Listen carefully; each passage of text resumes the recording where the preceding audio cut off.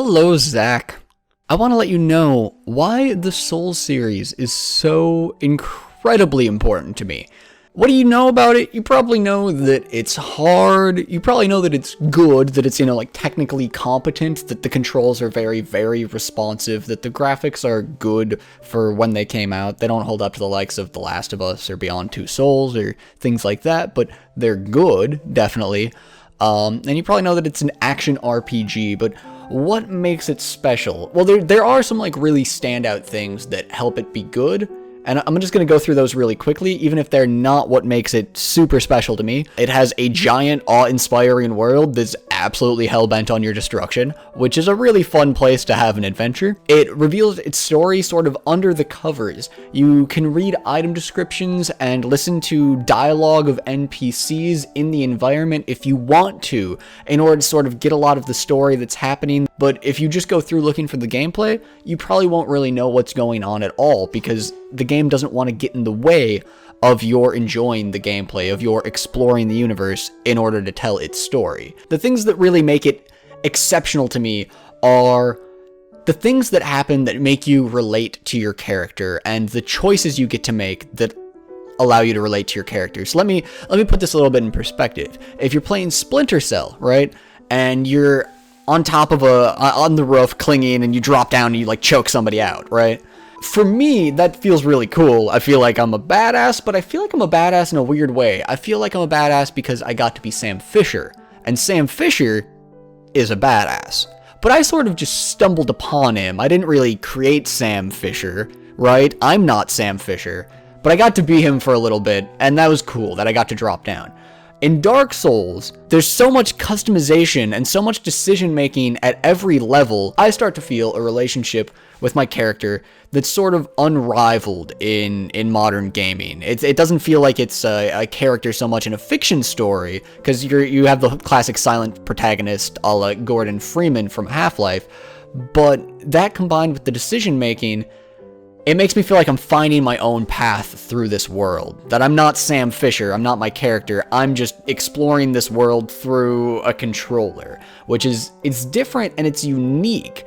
And the things that go into that are choosing equipment. So anything that you find on your way, you can choose whether you want to equip it or not, and that'll change how you look. It'll also change how you act. If it's heavy armor, you'll roll slower, and you'll have more armor, you won't take as much damage when you get hit, but that's a choice, that's a trade-off. But beyond just customization of your character, there's immediate decisions that are very pressing. Are you going to roll this attack, or are you going to block it, or are you going to try and parry it and counterattack? Well, if it's a giant monster, and you try to parry their attack, it doesn't have any effect. If a giant club is coming down on you from the heavens, you can't really just smash it aside with your shield.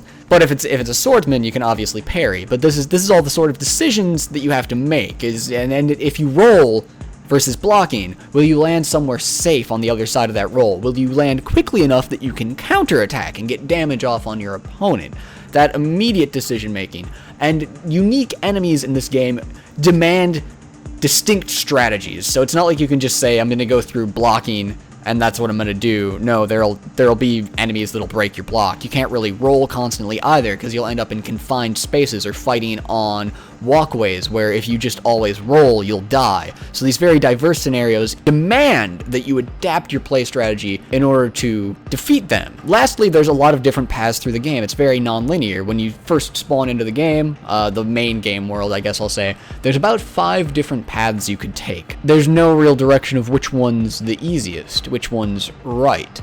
So you very much so, even if you do end up going down the easiest path, which most people do, you have to discover what it is.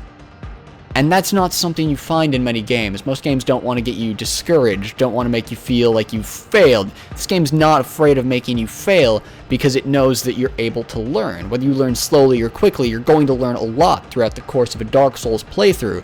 And all of that's going to culminate in the fact that when you finally beat a boss, or when you finally get through a difficult area, or beat the entire game, you will feel like you did it. You won't feel like Sam Fisher is a badass. You will feel like you are a badass. You won't feel like you found the way through the game that the developers wanted you to find. You will feel like against a very intensely hostile universe, you have managed to complete your goal through any means necessary by your own choices and your own invention of strategies.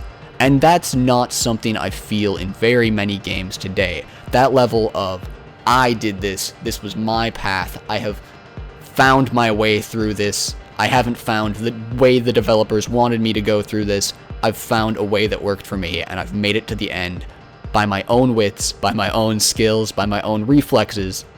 That's what makes Dark Souls special.